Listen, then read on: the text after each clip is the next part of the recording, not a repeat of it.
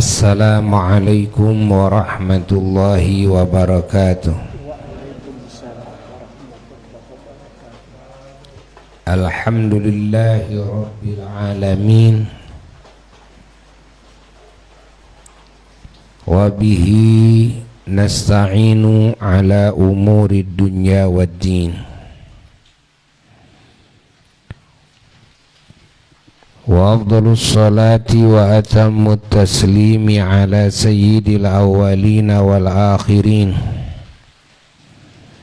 sayyidina wa nabiyyina wa maulana Muhammadin wa ala alihi wa sahbihi wa tabi'in wa tabi'it tabi'ina lahum bi ihsanin ila yaumiddin. Wala hawla wala quwwata illa billahil aliyyil azim. Amma ba'du, faya ibadallah, usikum wa nafsi bitaqwallah, faqad fazal muttaqun.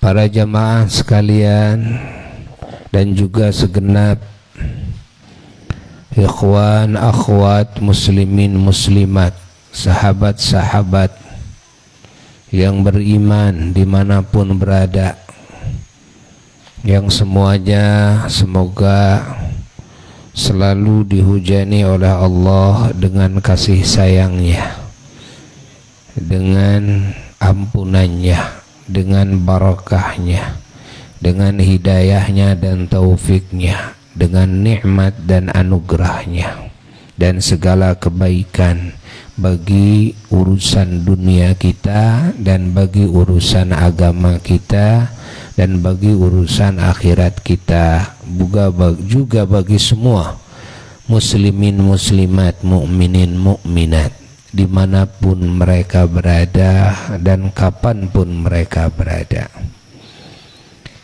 Kita bersyukur kepada Allah dipertemukan kembali dalam rutinitas ibadah kita, ketaatan kita kepada Allah setiap Jumat sore, Selasa sore. Alhamdulillah masih tetap Allah memberikan keistiqomahan. Semoga keistiqomahan ini terus ditetapkan oleh Allah dan disempurnakan oleh Allah dalam segala kebaikan, dalam segala ketaatan, sampai kita menghadap Allah.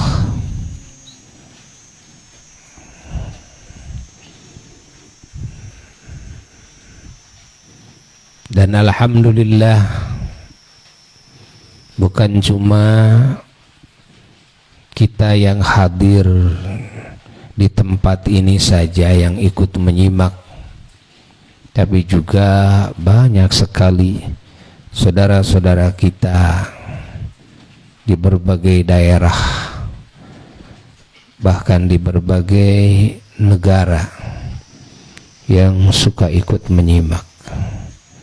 Yang mudah-mudahan semuanya mendapatkan ilmu yang manfaat, keberkahan ya, dalam ilmu, dalam amal, dalam dakwah, dan keberkahan dalam segala hal yang Allah anugerahkan kepada kita.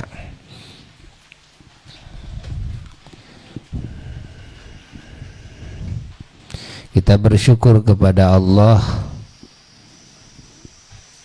dengan adanya wasilah, faktor penyebab, fasilitas atau sarana prasarana yang bisa menyebarluaskan komunikasi ilmu ya, berita-berita yang menjadi inspirasi dan juga berita-berita yang benar, pengalaman-pengalaman yang manfaat bisa tersebar luas dalam waktu yang sangat cepat sekali melalui media sosial, ya. Padahal yang membikinnya, yang memikirkannya, yang susah mikirnya juga, capek. Malah orang-orang yang tidak beriman, dan Masya Allah, saudara-saudara kita yang belum mengenal Allah. Ini banyak sekali hasil karyanya, tapi alhamdulillah kita wajib bersyukur kepada Allah, kita bisa memakainya untuk beribadah kepada Allah, sehingga bisa bertambah, ya, kualitas dan kuantitasnya jika kita bisa menggarap faktor penyebab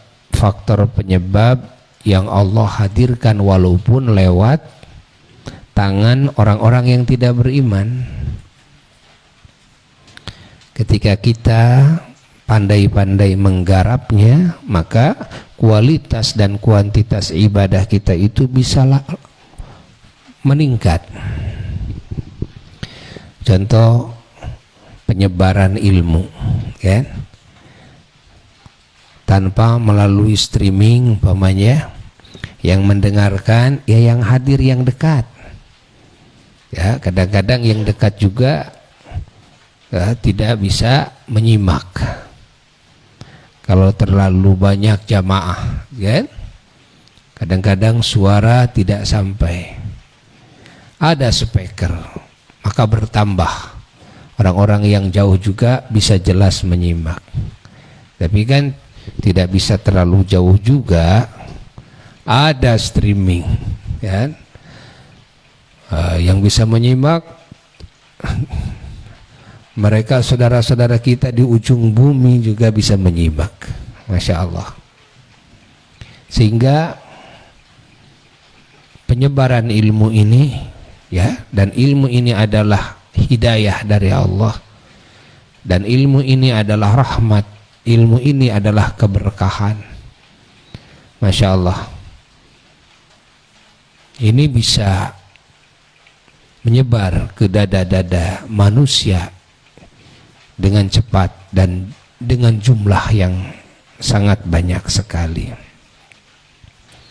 Alhamdulillah, maka kita wajib bersyukur kepada Allah Jalla Jalaluhu wahdah atas warna-warni fasilitas yang hakikatnya Allah lah yang mewujudkan, namun Allah dengan cara, ya, memberikan pengetahuan dan kemampuan kepada orang-orang yang tidak beriman kepada Allah, ya.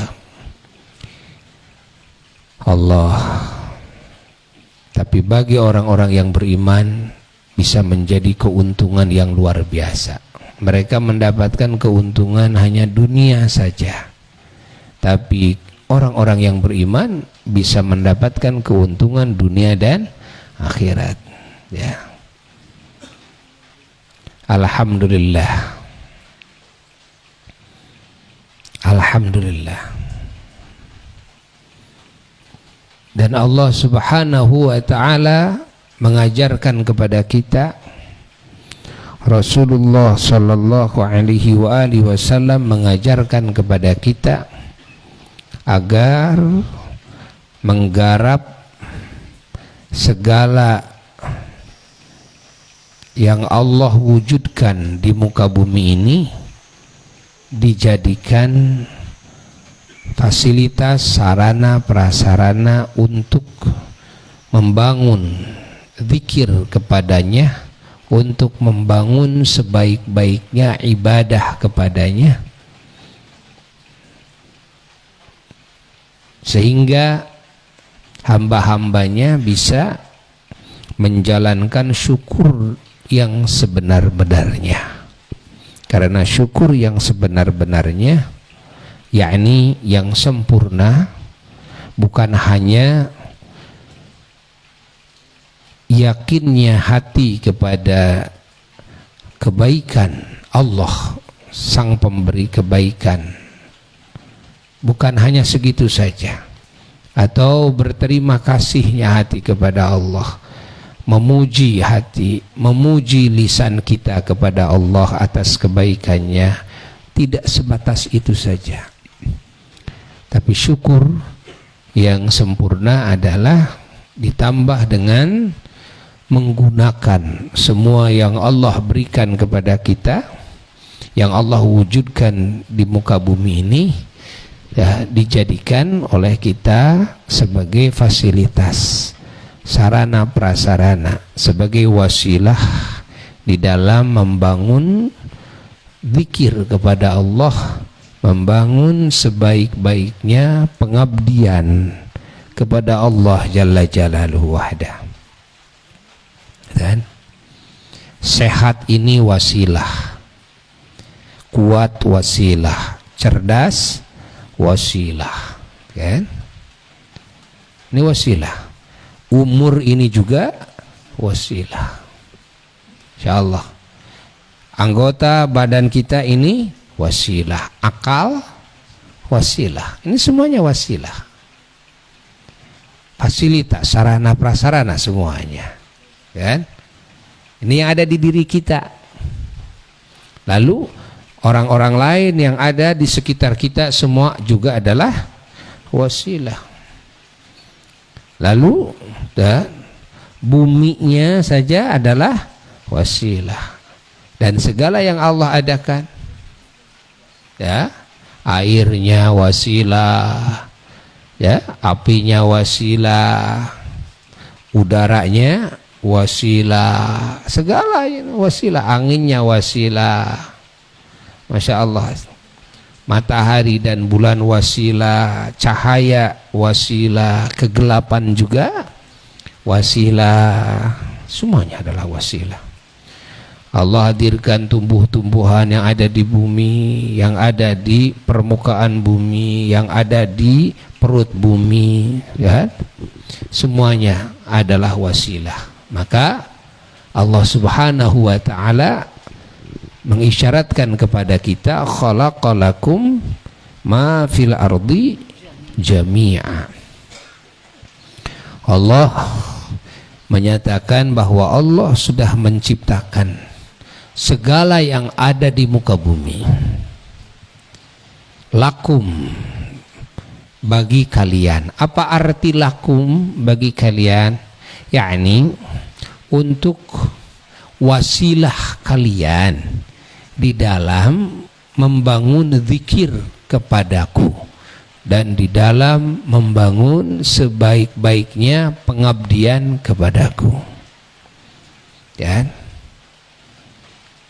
garap semua, digarap apa yang bisa menjadi nilai ibadah, apa saja harus jadi nilai ibadah semuanya. Nah, ini ajaran Allah. Jangan ada apapun yang Allah berikan kepada kita yang tidak menjadi zikir kepadanya, yang tidak menjadi ibadah kepadanya. Jangan sampai sia-sia. Nah, orang yang menjadikan apapun yang ada di bumi termasuk dirinya sendiri dan apa-apa yang Allah anugerahkan kepada dirinya dijadikan sebagai wasilah ibadah kepada Allah, itu adalah khalifah fil ard. Itu adalah khalifah fil ard. Masya Allah. Itu adalah khalifatullah fil ard, khalifahnya Allah di muka bumi. Fahami? Orang yang tidak menjadikan apa yang Allah amanahkan, yang Allah titipkan, yang Allah anugerahkan, yang Allah berikan. Bumi dan seisinya, dan termasuk dirinya dan apapun yang Allah berikan, yang Allah hadirkan pada dirinya, tidak dijadikan ya sebagai fasilitas sarana prasarana berzikir kepada Allah dan juga membangun sebaik-baiknya ibadah kepadanya, maka itu tidak masuk kepada golongan khalifatullah fil ardh, tidak menjadi kelompok khalifatullah, khalifah Allah di muka bumi. Itu hanya khalifatus syaitan, khalifahnya setan, dan itu hanya menjadi khalifatul hawa wan nafsi, khalifahnya hawa nafsunya sendiri. Nah, khilafah yang hakikiyah, yang sesungguhnya adalah itu. Pahami? Khilafah yang sesungguhnya adalah itu, yang diwajibkan oleh Allah. Pahami? Dengan fardu ain, bukan fardu kifayah, bukan fardu ain. Dan ada di dalamnya yang fardu kifayah, kan? Ada di dalamnya juga yang hukumnya sunnah. Pahami? Adalah itu yang dimaksud. Nah, ini khilafah yang hakikiyah, yang batiniyah, bukan khilafah dohiriyah, yang lahiriyah, kan? Pahami? Ini yang fardu ain adalah khilafah batiniyah hakikiyah. Setiap manusia kan harus mampu membangun zikir kepada Allah, membangun ketaatan kepada Allah. Kan? Setiap manusia harus beriman kepada Allah, membangun keimanan, membangun pengetahuan yang hak, membangun juga ya niat-niat yang agung, membangun amal-amal perbuatan yang soleh, yang bagus, ya, membangun akhlak dan sifat-sifat yang terpuji, membangun kalimah thayyibah, ucapan-ucapan yang mulia pada dirinya masing-masing. Nah, inilah yang disebut dengan pembangunan khilafah. Inilah yang disebut dengan khilafah yang sesungguhnya. Kan? Walaupun negaranya bukan negara Islam,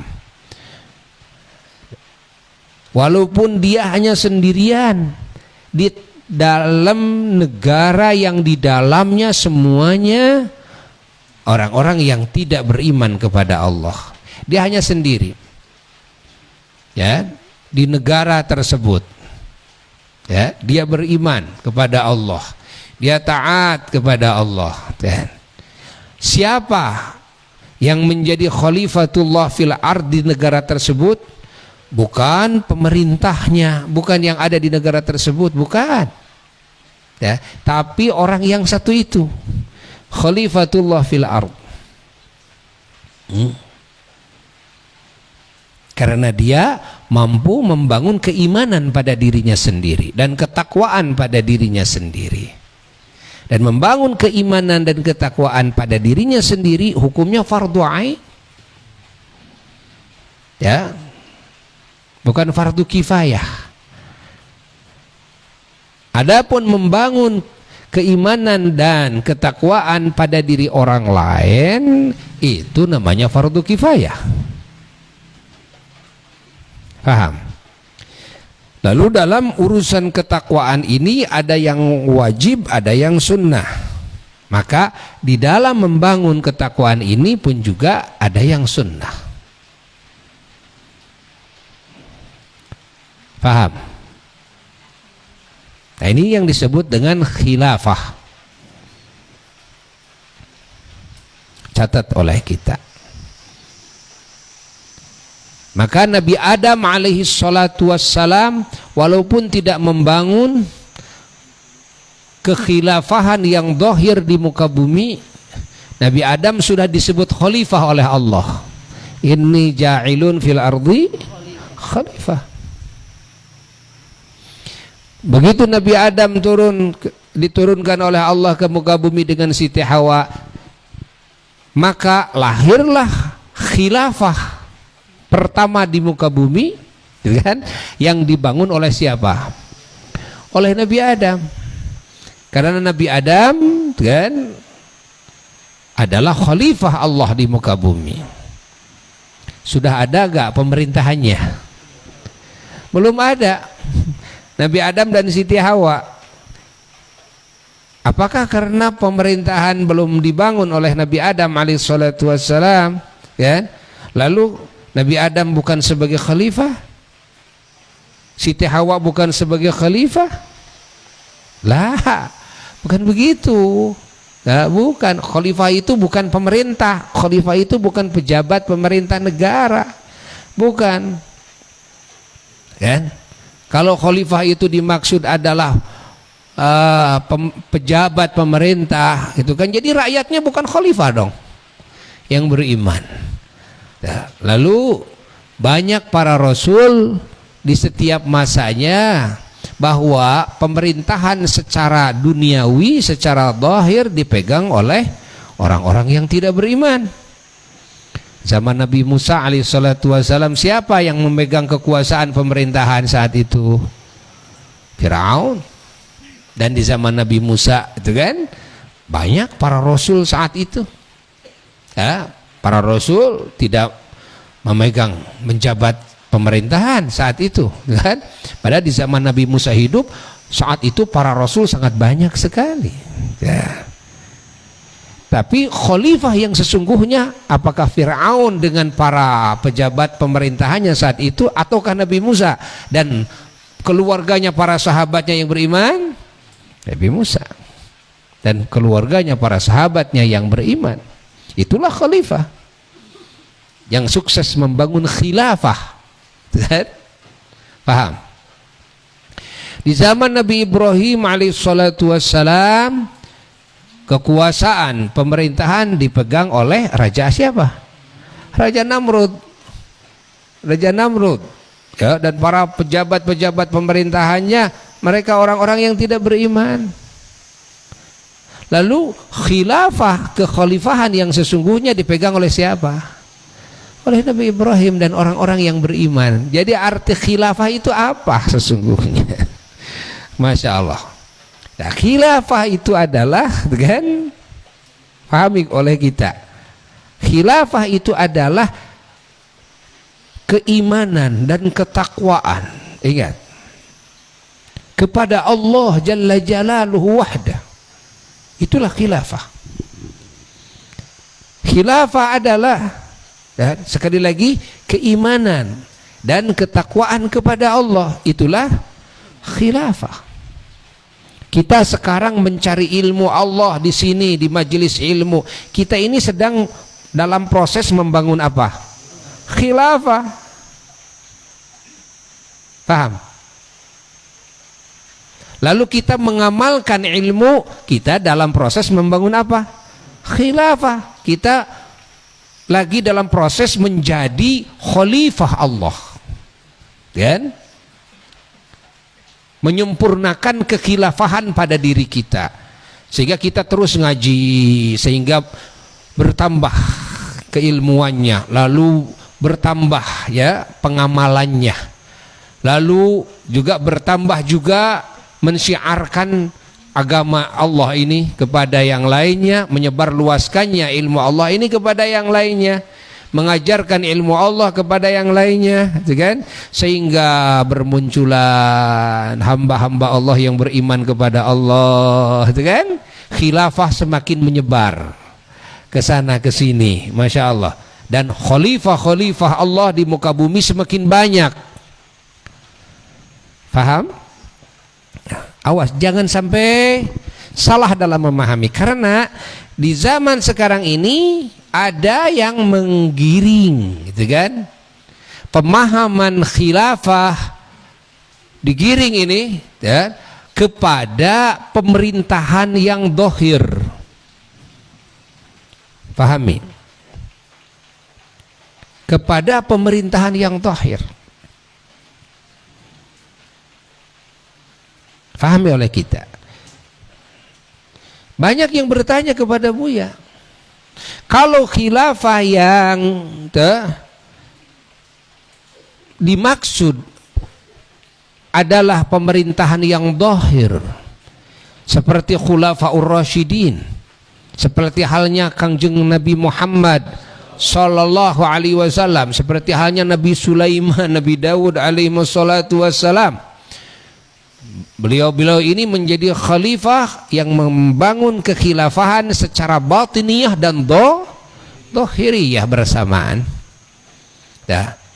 Maka kalau sekarang ini kekhilafahan diterapkan, kan, sistem kekhilafahan secara zahir, maka para ulama, ingat, para ulama Allah banyak yang menolak. Ya, banyak yang menolak. Dari masyrik sampai maghrib menolak. Ingat. Kenapa ditolak? Apakah sistem kekhilafahan ini salah? Bukan salah sistemnya. Yang ditolak bukan sistemnya, bukan kebenaran sistem kekhilafahan yang ditolak, tapi yang ditolak adalah, ingat, penerapan kekhilafahan secara zahir dalam situasi kondisi yang akan menimbulkan, kan? Ingat, keburukan ekosistem. Ingat, akan menimbulkan peperangan, genangan darah di mana-mana. Pahami oleh kita. Bukan sistem kekhilafahannya secara zahir yang ditolak, sekali lagi, yang dianggap salah, tapi penerapannya. Karena tidak setiap sistem bagus, penerapannya nanti bagus. Oh tidak, nanti disesuaikan dengan situasi dan kondisinya. Contoh, nasi itu bagus, benar, vitaminnya banyak. Nah, lalu ada seseorang yang mau nyuapin anak kita yang masih bayi dengan nasi.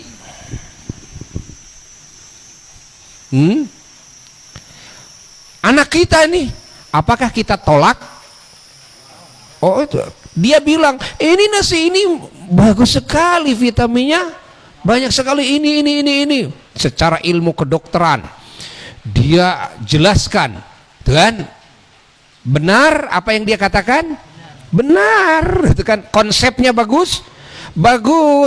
Yang saya tolak bukan konsep Anda, kan? Tapi yang saya tolak adalah penerapan. Dan ini nasi ini belum masanya dikasihkan sama bayi. Nanti sudah sekian bulan umpamanya, gitu kan, baru mantap. Usia berapa umpamanya biasa bayi dikasih nasi? Ya 7 bulan 8 bulan lah udah mulai dikasih nasi. Nah, lalu yang 7 bulan itu kan dikasih cabe genot, cabe, itu kan, dikasih cabe yang pedas, kan? Padahal di cabe itu ada vitamin C-nya tinggi tuh, cabe genot tuh. Bagus, belum masanya. Bukan tidak bagus, tapi belum masanya, tidak sesuai dengan situasi dan kondisi. Pahami oleh kita. Seperti halnya kita wudu dengan air, mandi junub, mandi besar dengan air, Oh tentu bagus dan asalnya begitu. Tapi ketika kita lagi sakit, panas, demam, gitu kan?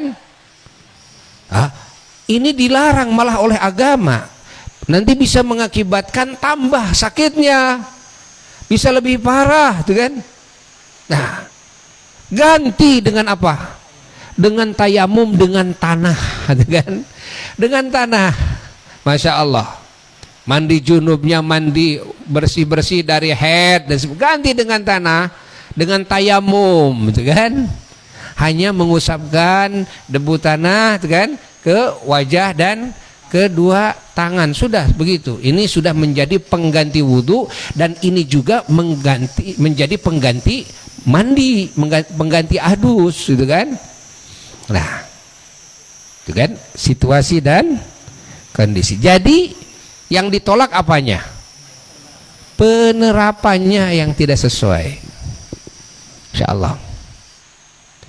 Banyak yang bertanya kepada Buya, bagaimana pandangan Buya kepada saudara-saudara kita yang memaksakan diri ingin membangun khilafah secara zahir. Buya menolaknya. Seperti halnya para ulama-ulama Allah yang lainnya menolaknya. Ya. Kenapa menolaknya? Adakah kita dengar para ulama-ulama ahlu sunnah di zaman dulu, Imam Syafi'i, Imam Malik, imam semuanya, lalu ke bawahnya Imam Al-Ghazali, Imam Nawawi dan sebagainya, kan? Adakah yang sengaja mengajak umat agar membangun khilafah secara zahir? Nah, kan? Apakah mereka kurang ilmunya? Oh, mereka mujtahid. Justru karena kecerdasannya, justru karena melaut ilmunya, kan? Maka mereka menolaknya. Kenapa ditolak? Satu, ditolak karena dalam hadis Rasulullah SAW sudah dinyatakan bahwa kekhilafahan itu sampai 30 tahun setelah kenabian. Setelah itu Nabi mengatakan akan diganti dengan kerajaan warna-warni kerajaan masa fase itu. Lalu nanti di akhir zaman akan lahir lagi khilafah secara zahir yang dibangun oleh Al-Imam Muhammad bin Abdullah Al-Mahdi radhiyallahu ta'ala, yang disebut dengan Imam Mahdi. Nanti di akhir, ya.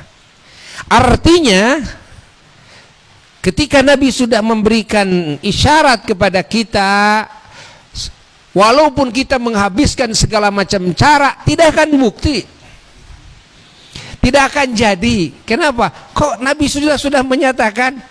Nanti saja, tunggu saja Imam Mahdi datang. Kalau Imam Mahdi datang, akan dengan izin Allah akan lahirlah, tegaklah khilafah secara zahir. Pahami oleh kita.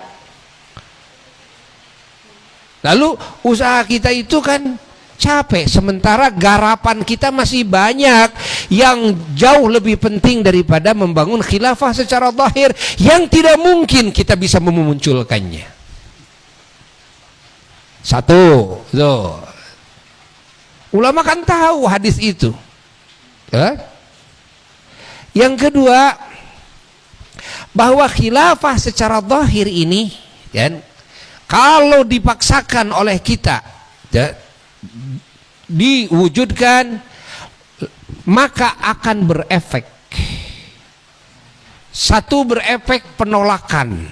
Kedua, berefek buruknya sampai peperangan genangan darah. Dan genangan darah ini bukan dengan orang non muslim saja, tapi akan berperang antara muslim dengan muslim. Ingat, apakah akan segampang memutarbalikan tangan Anda ketika Anda menawarkan konsep khilafah supaya dibentuk, dibangun, diterapkan di Indonesia, negara besar yang di dalamnya bagi muslim saja belum tentu menerima. Lalu bagaimana dengan non muslim? Udah jelas tidak akan menerima. Ya, pahami. Lalu apa nanti ujung ceritanya? Ujung ceritanya, itu kan, bisa berperang. Lalu berperangnya antara siapa? Berperangnya antara kalian dengan non muslim, antara kalian dengan saudara kalian sesama muslim. Ya, nanti akan saling bunuh. Anda yang membunuh bilang Allahu Akbar, yang dibunuh pun juga bilang Allahu Akbar. Anda yang membunuh suka sholat, yang dibunuh suka sholat. Anda yang membunuh mengucapkan la ilaha illallah, yang dibunuh mengucapkan la ilaha illallah. Ini lebih mengerikan. Makanya ketika ada pertanyaan, Buya, bagaimana menurut pandangan Buya? Ada sebagian ulama dan umat Islam yang memandang kepada hadirnya umpamanya konsep khilafah yang digemor-gemorkan gitu kan, lalu seolah dianggapnya ini lebih mengerikan daripada PKI. Buya jawab, benar, ini lebih mengerikan daripada PKI. Lebih ditakuti daripada PKI. Loh, lebih ditakuti gimana? Bukan konsepnya, kan tadi bilang bukan konsepnya. Tapi nanti penerapannya yang berefek kepada peperangan. Lalu peperangannya dengan siapa? Mau dengan PKI apa mau dengan saudara kita muslim? Kehadiran PKI umpamanya di Indonesia, umat Islam masih banyak. Kan? Loh, yang banyak kok takut kepada yang sedikit. Jangan takut. Jangan takut. Pahami. Sekarang banyak isu yang memang menakutkan, gitu kan? Menakut-nakuti. Jangan takut. Pahami, jangan takut. Karena jumlah yang beragama, muslim non muslim pasti akan melawannya. Karena PKI tidak beragama sama sekali. Nanti muslim dan non muslim, ada Hindu, ada Buddha, ada Kristen, bisa bersatu semuanya. Ini secara hitung-hitungan dalam strategi perang, kan? Artinya bukan ujub kita, tapi secara perhitungan strategi perang, mereka berapa sih jumlahnya? Umat Islam berapa sih jumlahnya? Dan kalau berperang jelas, syahidnya jelas. Kenapa? Berperangnya dengan orang-orang yang anti agama. Kalaupun kita mati jelas syahidnya. Tapi kalau khilafah dhahiriyah dipaksakan, berperangnya dengan siapa? Lah, dengan saudara kita muslim, ya. Dengan muslim. Dengan muslim. Pahami? Paham tidak ini? Dengan muslim.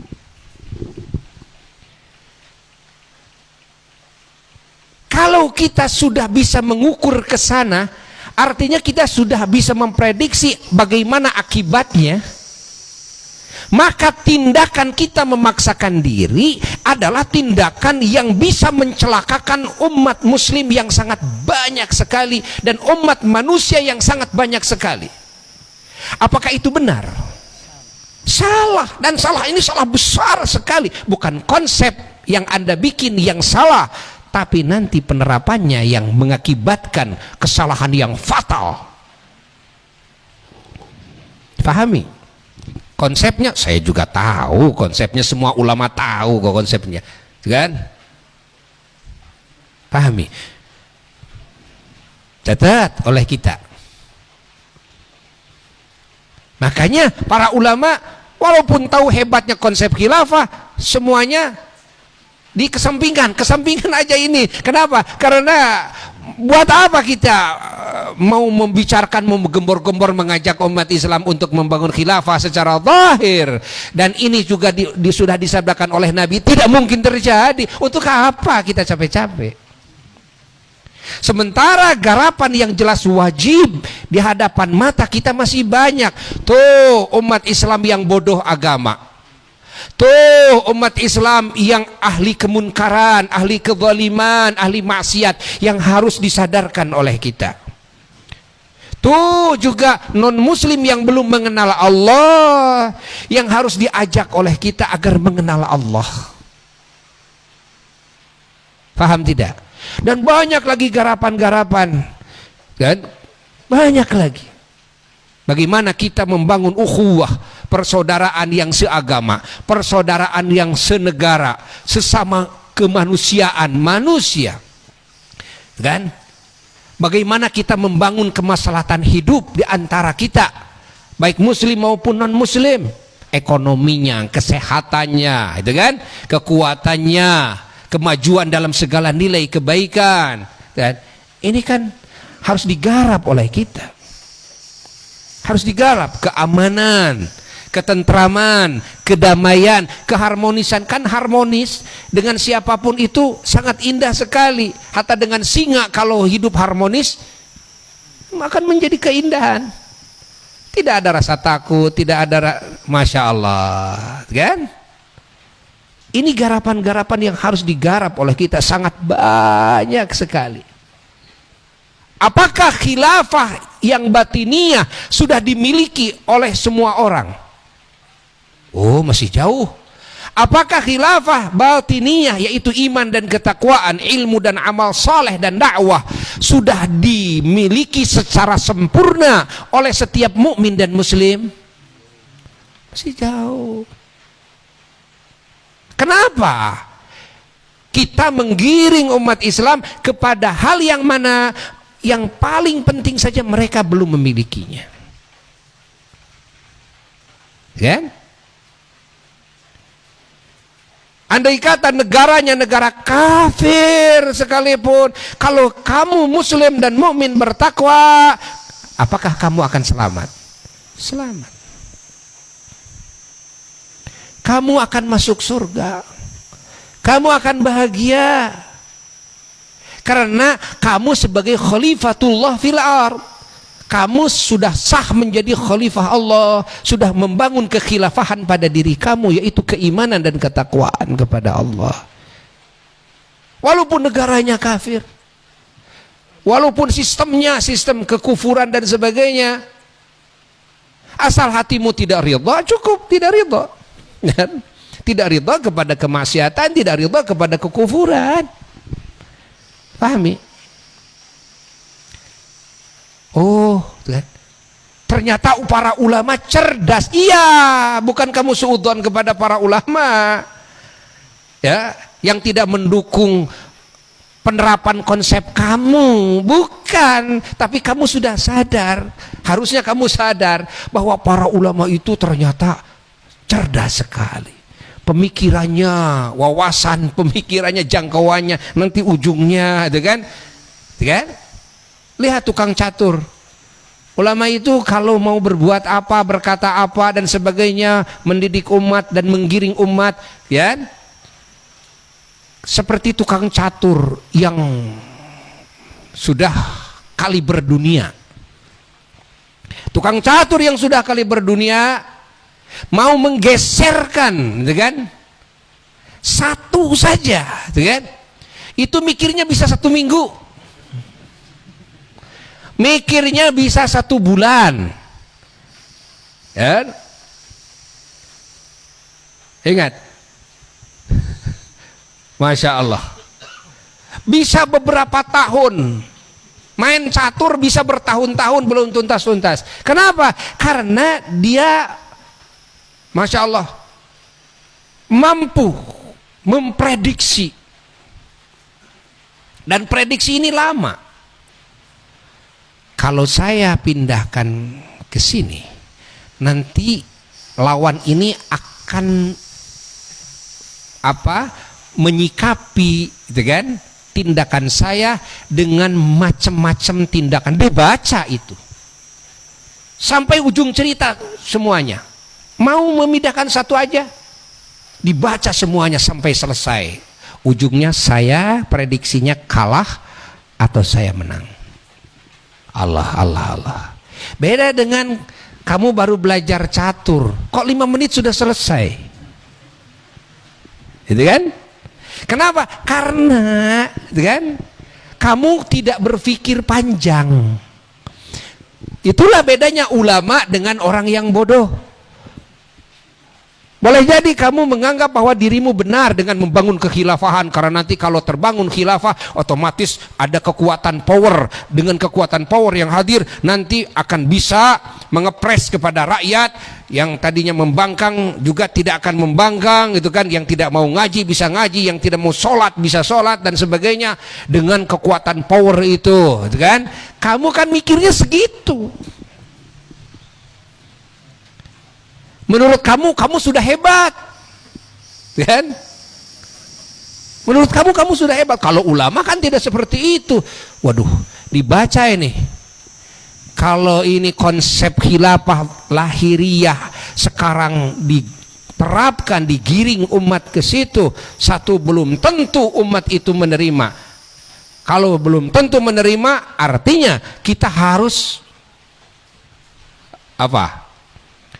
Ujungnya apa? Perang. Ujungnya perang. Kalau ujungnya perang, belum aja khilafah dohiriyah itu jadi, sementara ratusan ribuan jutaan sudah pada meninggal dunia. Dan yang meninggal dunia ternyata mereka yang masih bodoh tentang khilafah batiniyah yang sesungguhnya dimiliki oleh mereka. Imannya masih lemah, kan? Islamnya masih lemah, ketakwaannya, dosanya masih banyak, lalu terbunuh dengan senjata-senjata kalian semua. Yang non muslim belum sempat mendapatkan ajakan untuk bisa mengenal Allah, beriman kepada Allah, sudah terbunuh. Lalu tujuan kamu mau apa? Mau membunuh? Apakah mau membangun hidayah, keimanan, ketakwaan ini? Tuh kan terbayang. Paham? Catat ini, karena ini banyak, kan? Banyak sekali masalahnya. Maka Buya sangat setuju kalau memang ditutup jangan sampai ada, kan? Ada yang bertanya, saya ngaji kepada seorang ustadz tapi dia sangat respon kepada khilafah dan mengajak murid-muridnya supaya bergerak membangun khilafah. Sudah, kamu jangan ngaji di sana. Walaupun pemikiran-pemikiran dan pemahaman-pemahaman dalam urusan akidah, dalam urusan fikih, tasawuf yang lainnya bagus, tapi ini pemikiran yang ini bisa membahayakan kamu di dunia dan di akhirat. Ingat, apa yang akan membahayakan kamu?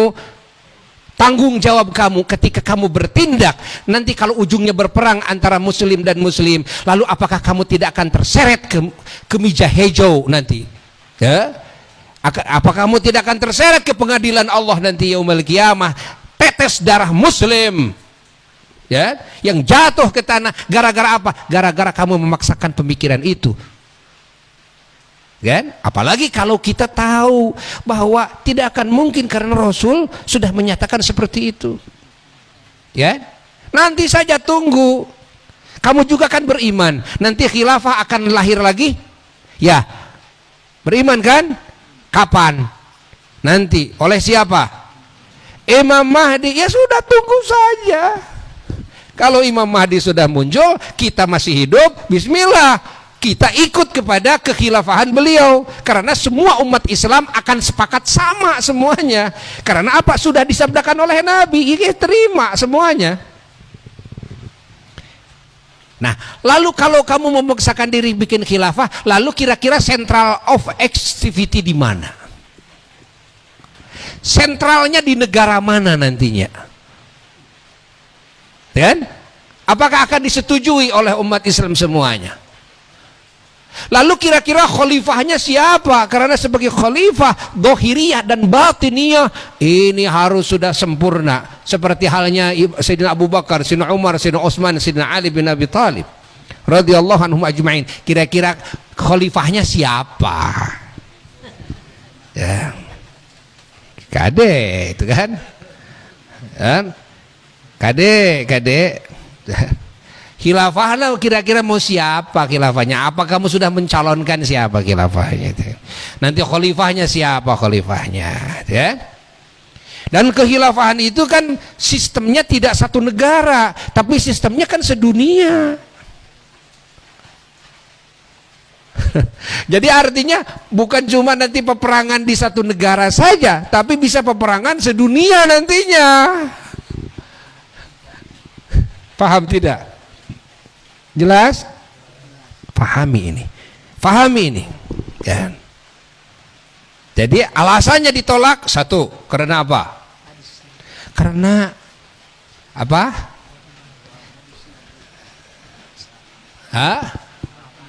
Penerapannya, bukan konsepnya, penerapannya. Ya. Lalu yang kedua karena apa? Karena memang suatu hal yang tidak mungkin, karena sudah diisyaratkan oleh hadis Nabi. Nanti saja, nanti. Udah sekarang mah yang ya bisa dijalankan oleh kita saja. Ya. Yang ketiga, dan apa yang menjadi alasan? Karena akan salah tertib kita.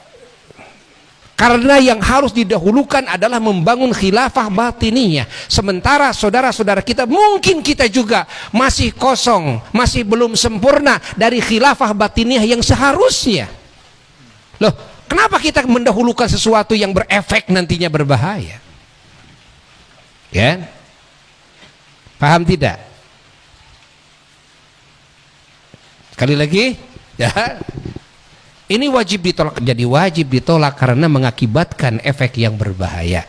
Itu yang pertama.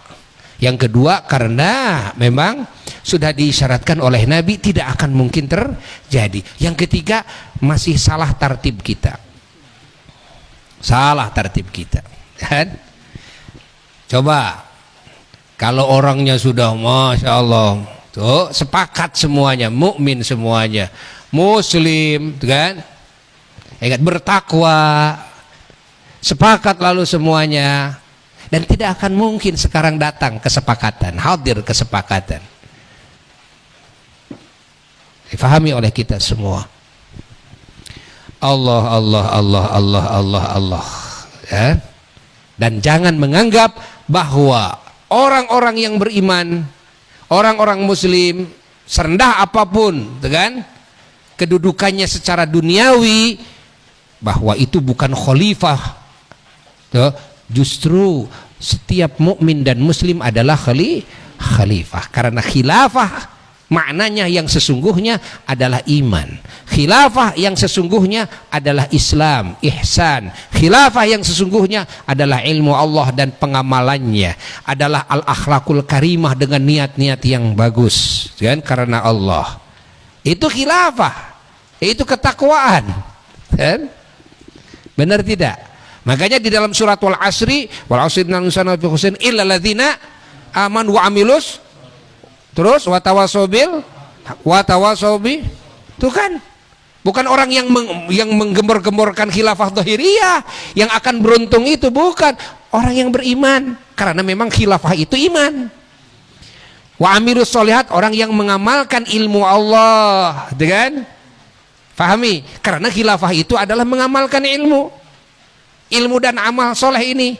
Wa tawasobil haq wa tawasobil sabr, ini adalah dakwah dan ta'lim, karena memang khilafah itu. Ditambahin enggak dalam suratul asri, dan orang-orang yang membangun khilafah secara zahir, begitu? Tidak. Lah, tidak. Allah. Pahami oleh semuanya, ya, pahami. Dan ini harus disebarluaskan, ini pemikiran ini, dan harus disebarluaskan. Karena masih banyaknya yang tercuci otaknya dengan adanya hadis-hadis. Hadisnya ada, tapi nanti jangan lain ayuna, lain. Nanti Imam Mahdi itu bukan kamu. Jadi kan kalau jadi Imam Udin gimana? Kan ada Imam Aceng, kayak Imam Mahdi nanti, Imam Muhammad Al-Mahdi radhiyallahu taala anhu. Allah. Wallahu a'lam bissawab. Semoga kalimat ini manfaat bagi yang mengucapkannya dan bagi yang mendengarkannya.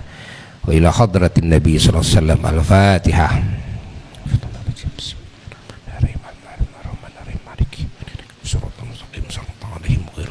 عليهم ولا الضالين رب اغفر لي آمين. والسلام عليكم ورحمة الله وبركاته.